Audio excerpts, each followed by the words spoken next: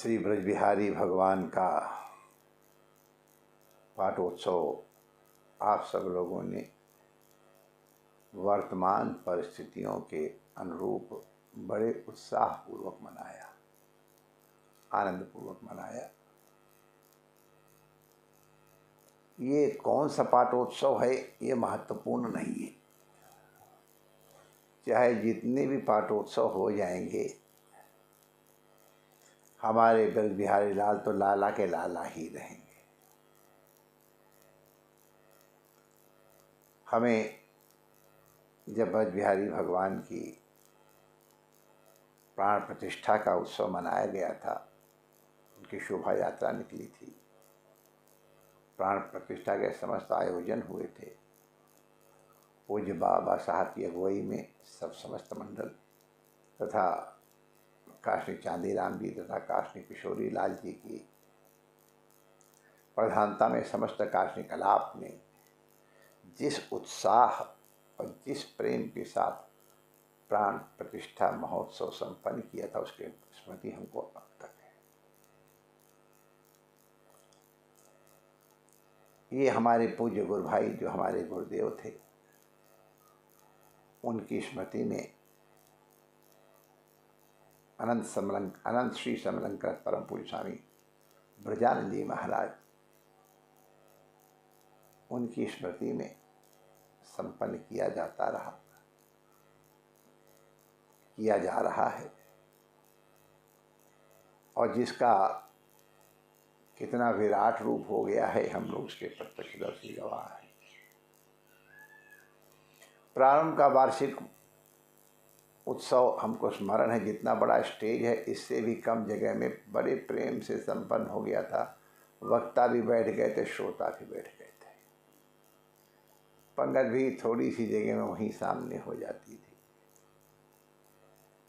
आज बाबा साहब के परिश्रम से, ठाकुर जी की कृपा से, संतों के आशीर्वाद से और आप सब लोगों के प्रेम से इस आश्रम का जो विराट रूप बना है, तथा जो उत्सव का विराट और सुसंस्कृत रूप बना है, इतनी बड़ी संख्या में संतों के आशीर्वाद मिल रहे हैं, ये गुरु कृपा का ही परिणाम है। इस पाठोत्सव के अंग के रूप में ये विचार किया गया कि इतने काशनीजन श्री रमणनिधि धाम नहीं पहुंच पाते हैं, और पहुंचते तो रमणनिधि में जनसांकुल्य बढ़ जाता है। इसलिए विचार किया गया कि पठानकोट तथा आसपास के क्षेत्रों के काशनीजनों की सुविधा के लिए पाठोत्सव के चतुर्थ दिन से गुरु पूजन का महोत्सव संपन्न कर लिया जाए, और इस तरह से पाठोत्सव के अंगभूत गुरु पूर्णिमा का आयोजन प्रारंभ हुआ है। ये कोई अशास्त्रीय बात नहीं है। तदेव लग्नम सुदिनम तदेव ताराबलम देवबलम तदेव विद्याबलम देवबलम तदेव लक्ष्मीपदे तज्जुगलम स्मरामि। जब भगवान की पूजा की जाए और गुरु की पूजा जाए, गुरु और इष्ट में कोई अंतर नहीं है, दोनों ही सर्वत्र व्याप्त है। व्याप्तम ये न चराचर, तो उनका पूजन काल से प्रतिबद्ध नहीं है, देश से प्रतिबद्ध नहीं है। तदेव लग्नम सुदिनम तदेव, जिस दिन उनकी पूजा पूर्ण श्रद्धा और विश्वास के साथ की जाए, उसी दिन गुरु पूर्णिमा है। श्रद्धा और भाव की पूर्णता की आवश्यकता है।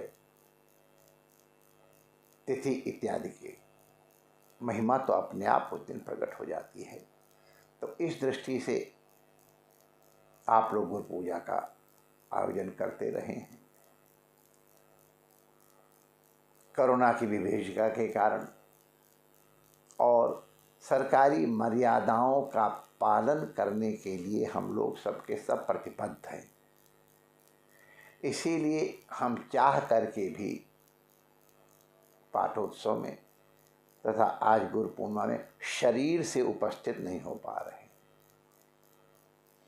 भले हम शरीर से यहाँ उपस्थित न हो, लेकिन कछुई जैसे अपने बच्चों का ध्यान करके ही पालन करती है, वैसे हम भी यहाँ भी हैं, वहीं से आप सबका स्मरण कर रहे हैं और इस तरह से आपका जो शिष्यवत पोषण है वो भी भगवान करवा रहे हैं।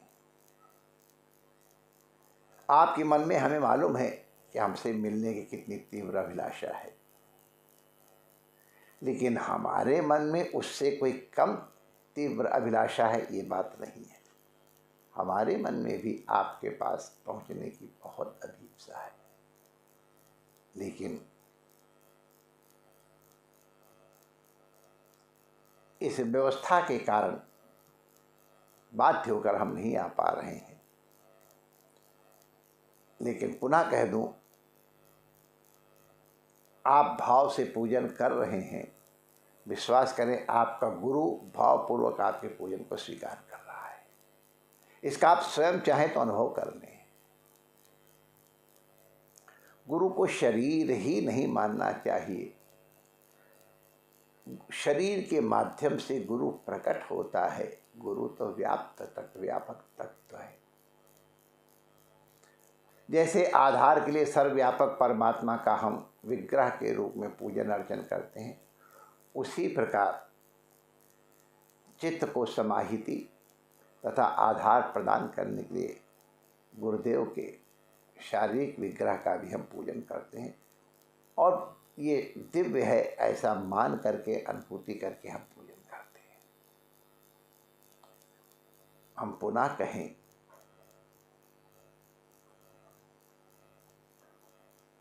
एक है तो साहित्य का श्लोक, किसी अन्य भाव से कहा गया है, लेकिन उसका आशय ये है, यदि किसी से मिलन का एक पक्ष हो और एक किसी से विरह का पक्ष हो, वो मिल जाए या उनका विरह मिल जाए, तो कवि कहता है विरह अच्छा है। अरे मिलना अच्छा नहीं है, इतनी तड़पन है, मिलना अच्छा क्यों नहीं है? तो कवि उत्तर देता है कि मिलन के समय तो वो एकाकी ही होते हैं, लेकिन विरह में तन्मयम जगत सब जगह अपना प्रियतम दिखाई पड़ता है। तो गुरु तत्व हमको सर्वत्र व्यापक दिखाई पड़ता है। यहाँ महाराज जी आके बैठते, यहाँ महाराज जी आके बोलते, यहाँ खड़ाऊ रखते हैं, यहाँ पीपल की परिक्रमा करते हैं, ठाकुर जी को दंडवत करते हैं, हनुमान जी को प्रणाम करते हैं। ये सब दृश्य आपके सामने आएंगे और पूरा आश्रम, पूरा परिसर आपको गुरु तत्व में दिखने लगेगा।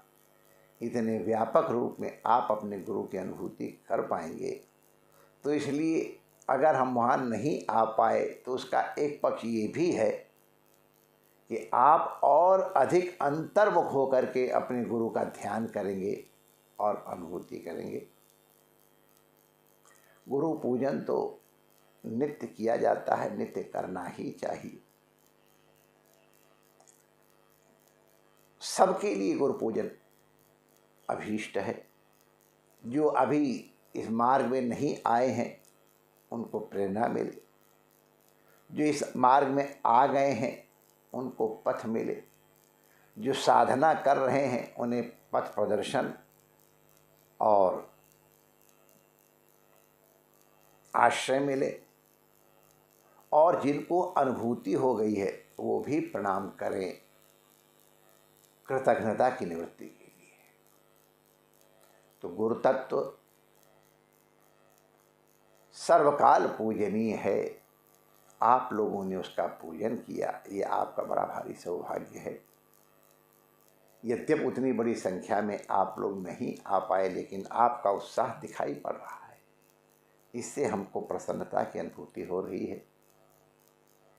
पूज्य मल्लेश्वर जी महाराज और पूज्य संतगण, बाबा साहब आप सबको आशीर्वाद दे ही रहे हैं। ठाकुर जी को प्रसाद भोग लगा ही है। प्रसाद की बड़ी महिमा, प्रसादे सर्व दुखानां हानिरस्योपजायते। आप लोगों में से कोई भीड़ इत्यादि को देख करके प्रसाद से वंचित न रह जाए। जितने कार्षणी जन आए हैं वो तथा जितने पूज्य अभ्यागत अतिथिगण आए हैं वो भी कृपा करके प्रसाद पा करके ही जाएं। हम आपको वचन देते हैं कि जब भी संभव हो पाया, जितना शीघ्र संभव हो पाया, उतने शीघ्र हम आपके पास मिलने जरूर आएंगे। मैं फिर कहता हूँ, जितना आपका उत्साह मिलने का है उससे कम उत्साह और चाह हमारी नहीं है। जब ब्रज बिहारी चाहेंगे तो अवश्य हम उपस्थित होंगे। आप लोग अपनी निष्ठा निरंतर बढ़ाते रहें, आहार निशम ये बढ़ती चली जाए। गुरु की आज्ञा का पालन करें। ठाकुर जी गुरु को उपस्थिति अपने साथ समझें। अपने बड़ों का आदर, अपने छोटों को प्यार, बराबर वालों को स्नेह देते हुए समाज का और राष्ट्र का कल्याण करने में सचेष्ट हों। इन्हीं मंगल कामनाओं सहित आप सबको जय श्री कृष्ण कहता हूँ। जय श्री कृष्ण।